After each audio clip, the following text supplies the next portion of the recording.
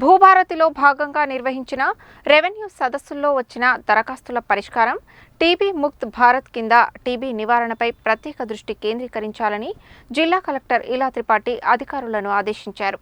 Seasonal వ్యాధుల పట్ల అప్రమత్తంగా ఉండాలని అన్నారు.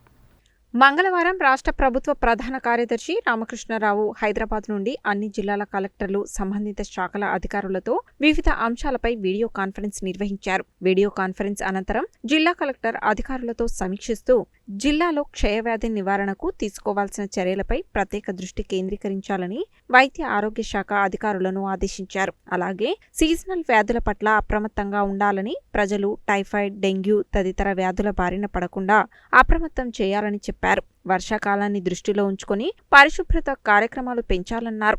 ఎరువులకు ఇబ్బంది లేకుండా చూడాలని, వ్యవసాయ అధికారిని ఇందిరమ్మ ఇండ్లు వేగవంతం చేయాలని హౌసింగ్ పీడీని ఆదేశించారు. వన మహోత్సవం కింద నాటే మొక్కలు తదితర అంశాలపై కలెక్టర్ సమీక్షించారు. ఈ వీడియో కాన్ఫరెన్స్ కు ఆన్లైన్ ద్వారా హాజరైన రాష్ట్ర అటవీ పర్యావరణ శాఖ మంత్రి కొండా సురేఖ మాట్లాడుతూ, ఈ సంవత్సరం నిర్వహించే వన మహోత్సవంపై విస్తృత ప్రచారం నిర్వహించాలని, సమూహాలుగా మొక్కలు నాటే కార్యక్రమాన్ని చేపట్టాలని, ఒక్కో రోజు ఒక శాఖ ద్వారా మొక్కలు నాటే కార్యక్రమాన్ని ఏర్పాటు చేస్తే బాగుంటుందని, వన మహోత్సవం కార్యక్రమాన్ని రాష్ట్ర ముఖ్యమంత్రి ద్వారా ప్రారంభించేందుకు చర్యలు తీసుకుంటామని, జిల్లాలో మంత్రులు ఈ కార్యక్రమాన్ని ప్రారంభించాలని, జిల్లాకు ఎవరైనా అతిథులు వచ్చినప్పుడు తప్పనిసరిగా మొక్కలు నాటేలా ఏర్పాటు చేయాలని, అన్ని పాఠశాలలు, ప్రభుత్వ సంస్థల్లో మొక్కలు నాటాలని, గత సంవత్సరం కంటే ఈ సంవత్సరం మొక్కలు అధికంగా నాటాలని, ఇందుకు అవసరమైన కార్యాచరణ ప్రణాళిక చేపట్టాలని, ప్రముఖులు మొక్కలు నాటే స్థలాన్ని ముందే గుర్తించాలని, రహదారికి ఇరువైపులా నాటే మొక్కలు,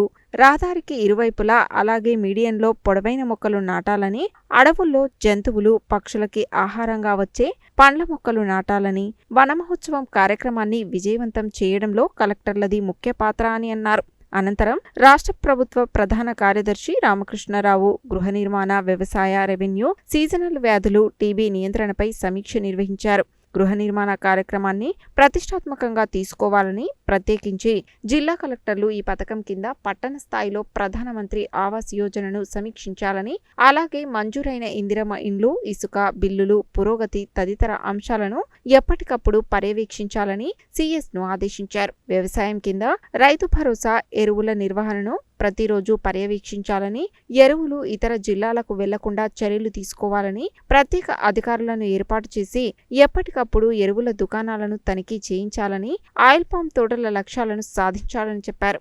వన మహోత్సవ కార్యక్రమంలో ప్రజాప్రతినిధులతో పాటు అధికారులందరూ హాజరయ్యేలా చూడాలని, లక్ష్యానికి మించి మొక్కలు నాటాలని పిలుపునిచ్చారు. రెవెన్యూ సదస్సులలో స్వీకరించిన దరఖాస్తుల పరిష్కారంపై దృష్టి సారించాలని ఆయన సూచించారు. సీజనల్ వ్యాధుల పట్ల అప్రమత్తంగా ఉండాలని, వైద్య ఆరోగ్య శాఖతో పాటు ఇతర సంబంధిత శాఖల సమన్వయంతో ప్రజలు సీజనల్ వ్యాధుల బారిన పడకుండా చూడాలని అన్నారు.